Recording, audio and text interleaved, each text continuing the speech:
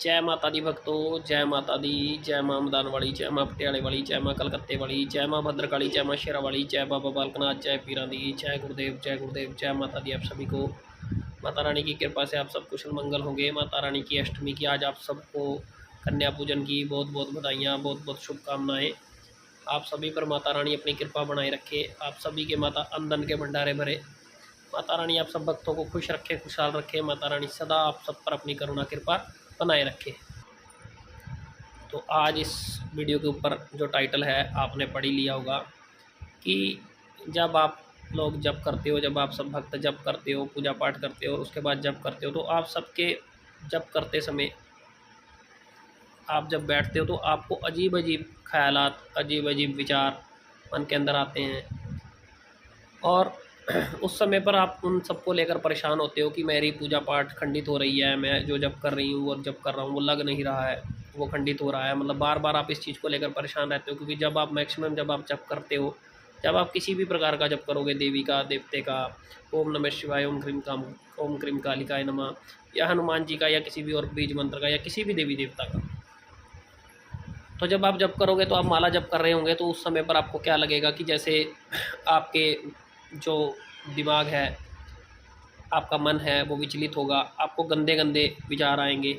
ठीक है, क्योंकि कई बच्चों को बहुत ज़्यादा गंदे गंदे विचार आते हैं। बैठे बैठे ही आप किसी के बारे में सोच रहे होंगे, उसमें गंदे विचार होंगे, उसको लेकर आप परेशान होते होंगे बाद में कि आपका जप भी चल रहा है लेकिन आप उस गंदे विचारों से बाहर नहीं आ पाते हो, लगातार आप उसमें चलते ही चले जाते हो और आपको वो गंदे विचार लगते रहते हैं। फिर आप बैठे बैठे कहीं और किसी के बारे में सोच रहे होते हो, दूर दराज कोई बात हुई होती है या इधर उधर का कोई आपसी तनाव होता है आपके मन के अंदर, वो चीज़ दूर नहीं हुई होती है, तो आप वहीं जब करते करते उसके बारे में सोचते रहते हो, तो आप अक्सर इस चीज़ को लेकर बड़े परेशान होते हो। तो मैं आपको एक बात बता दूं कि जब भी आप किसी भी देवी देवते का जप करते हो, जब भी आप किसी प्रकार की सेवा करते हो या जब जप करने बैठ जाते हो, तो आप हमेशा अपनी ज्ञान इंद्रियों पर काबू नहीं पा सकते हो। ठीक है, आपकी जो डेली रूटीन है, जो आपकी ज्ञान इंद्रियां हैं, आप सदा इन पर पूरी तरह से उसी समय आप उन पर काबू पा लोगे जब आप पर पूर्ण रूप से वो देवता आप पर चढ़ जाएगा। जब समय लगेगा उस देवते की तरंगे आपके ऊपर, जब पॉजिटिविटी पूरी तरह से आपके शरीर को ग्रहण कर लेगी, पूरी तरह से शरीर के ऊपर सिर्फ पॉजिटिविटी ही होगी, नेगेटिविटी का कोई काम नहीं होगा। तो कुछ बच्चों के ऊपर जब नेगेटिविटी का अंश होता है तो वो नेगेटिविटी आपको पूजा पाठ नहीं करने देती है, आपको वो जो जप है वो नहीं करने देती है। तो उस समय पर ऐसे ऐसे गंदे विचार या फिर किसी भी प्रकार के अजीब अजीब बातें या अजीब अजीब ख्यालात आपको आते हैं, तो उस वजह से, लेकिन आप जब भी उस वजह से जब ऐसा होता है तो आप परेशान होते हो। तो इस चीज़ में आप परेशान ना हो कभी भी, तो आपको कभी भी परेशान होने की आवश्यकता नहीं है। आप एक साइड तो ये चीज़ सोचते हो कि हमें ये ऐसा क्यों हो रहा है, हम क्यों परेशान हो रहे हैं। देखो मैं आपको पहले ही बता रहा हूँ, ये नंबर जब नकारात्मक ऊर्जा, जब नेगेटिविटी आपके साथ चल रही होती है, तो अक्सर 95% बच्चों में ये सब चीज़ें होती हैं। और जो बचे 5% बच्चे हैं, वो मानसिक तनाव के कारण, जब कोई दिनचर्या होती है, जब कोई ऐसी बात ख्याल में आ जाती है, वो उस समय पर उनको ये चीज़ें याद आने लग जाती हैं, फिर वो उन्हीं चीज़ों के बारे में सोचते रहते हैं और एक हाथ से माला जपते रहते हैं। लेकिन कुछ मुंह से बोलकर मौखिक जप करते हैं, कुछ मानसिक जप करते हैं। तो मानसिक जप होने के बावजूद भी ये चीज़ें कई बार ख्याल में आ जाती हैं। तो इन चीज़ों को लेकर घबराएं मत, लेकिन आप ये भी याद रखो कि परमात्मा ने आपको श्वास दे रखे हैं जीने के लिए। इन श्वासों की गिनती हर किसी की है कि कौन कितने श्वास लेकर पैदा हुआ है। तो अगर उस श्वासों में से आप जो बोलकर या मन से या कुछ भी उस समय का समय देकर आप अपना जप कर रहे हो, तो वो देवता के चरणों में ही जा रहा है। वो आपका जप कभी खाली नहीं जाता। आप जो जप कर रहे हो वो देवता कबूल करता है, उस चीज़ को स्वीकार करता है। देवता के चरणों में वो जप समर्पित होता है। आप इस बात को लेकर कभी परेशान ना हो, क्योंकि आप ये मत भूला कीजिए कि आप उस समय 1-1.5 घंटा जो बैठे हो, आप बोलकर जप कर रहे हो या कुछ भी आपकी सांसें चल रही हैं, उस श्वासों के ऊपर आपका वो जप हो रहा है।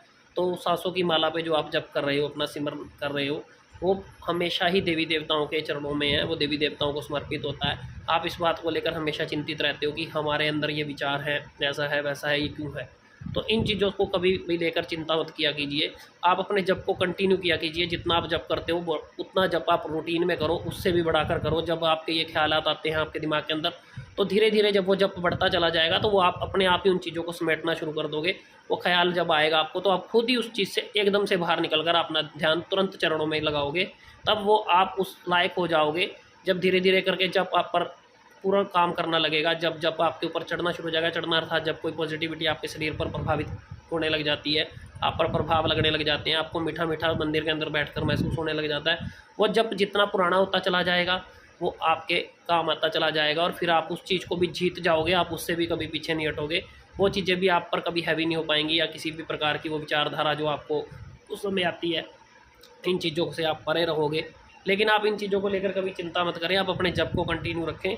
बार बार ये चीज़ पूछकर किसी भी दूसरे से अपने आप को मतलब ऐसी अवस्था में मत डालने कि आप परेशान हो जाओ कि मेरे साथ ऐसा क्यों होता है, तो दूसरा बोलेगा ऐसा इसलिए होता है, तेरे साथ ये है वो है, ऐसा करना पड़ेगा वैसा करना पड़ेगा। लेकिन आप ये बात याद रखो कि ये जो जप आप कर रहे हो यही आपकी ताकत है, यही आगे चलकर आपकी ढाल बनेगा, यही चलकर आपको हर तंत्र, हर किसी के किया कराए से या किसी प्रकार की नेगेटिव ऊर्जा से बचाएगा। तो आपने ये जप कर करके अपने शरीर को इतना मजबूत कर लेना कि अपना एक सुरक्षा घेरा जो आपके शरीर को कवर कर जाए। आपका जप आपके शरीर के अंदर सुरक्षा घेरा बना देता है एक तरह का, वो ऐसा ओरा बना देता है कि वो ओरा हर समय आपके साथ काम करता है और आपके जो चेहरे का रंग बदल देता है, आपके शरीर की काया बदल देता है, आपके भाव बदल देता है, वो हर चीज़ आने वाले समय में बदलती चली जाएगी। तो इसलिए आप किसी भी बात को लेकर चिंता मत करें, चिंतित मत हो, आप अपने जप को कंटिन्यू करें, किसी भी प्रकार की परेशानी से ना अपने आप को परेशान करो, ना उलझो इस चीज़ को लेकर। तो जप के माध्यम से अगर ये चीज़ अजीब अजीब ख्यालात आते हैं तो इन चीज़ों से परेशान मत हो, क्योंकि अगर अजीब ख्यालात नहीं आएंगे तो आपको देवते की सेवा, अगर आपको अजीब अजीब ख्यालात नहीं आएंगे तो आपको कैसे पता लगेगा कि आपका जो जप है वो स्वीकार हो रहा है। जप के अंदर कोई आपको रुकावट लगा रहा है या जप में आपके रुकावट लग रही है, कई बार देवी देवता भी उस जप पर आपको बैठने नहीं देता, आपको देवी देवता भी इतनी जल्दी अपनी तरफ आकर्षित नहीं होने देता, अपने आप को मतलब इतनी जल्दी आपके भाव को वो समझता नहीं है, क्योंकि उन चीज़ों को वो हमेशा आपको वहाँ से दूर हटाने की कोशिश करता है। क्योंकि पुराने समय में भी आपको सब याद है कि जब ऋषि मुनि किसी भी देवी देवताओं को सिद्ध करने के लिए जब कोई भी जप के माध्यम से बैठ जाता था तो उनकी भी बहुत सारी रुकावटें लगती थी, बहुत सारी रुकावटों के बाद जाकर ही वो देवते को प्राप्त कर पाते थे। तो बस उस समय की रुकावटें थोड़ी ज़्यादा हार्ड थी, तो अब की रुकावटें थोड़ी कम हैं। तो इन रुकावटों से मतलब जो प्रेत बाधा है ये आपको दिक्कत ज़रूर देती है, ठीक है। तो उस समय कुछ और था, आज कुछ और है। आज कलयुग के समय के अनुसार ये प्रेत आत्माएँ जो शरीरों के अंदर घुसी बैठी हैं ये आपकी रुकावट लगाती हैं। ये देवी देवता आपको आगे बढ़ने इतनी जल्दी नहीं देता, क्योंकि देवी देवता भी आपको हर तरह से निचोड़ कर फिर ही अपने तक पहुंचने देता है। तो आप इन सब बातों को ध्यान करके बैठो, तो किसी बात की चिंता मत करो। आप जब भी इस वीडियो को देखने वाला इन चीज़ों पर गौर करेगा तो वो आधे से ज़्यादा अपने विचारों पर खुद ही काबू कर जाएगा कि भी इस वीडियो में कि मैंने आपको क्या बताया।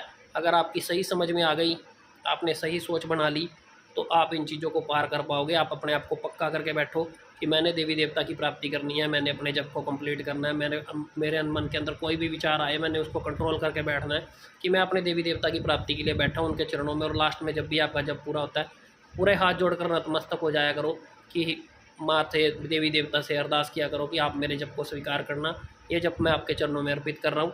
तो वो जप हमेशा ही देवी देवता को जाकर लगता है और वो आपको हमेशा ही फलदायी होगा, ठीक है। तो ये वीडियो देखकर जिसको भी ये वीडियो अच्छी लगी हो, जिसको भी मेरी बताई हुई बात समझ में आई हो, वो इस वीडियो को लाइक करना, चैनल को सब्सक्राइब करना और वीडियो को ज़्यादा से ज़्यादा शेयर करना, ठीक है, ताकि हर किसी को ये बात का पता लग सके, ठीक है। तो इसी के साथ जय माता दी, जय माता दी, जय माता दी।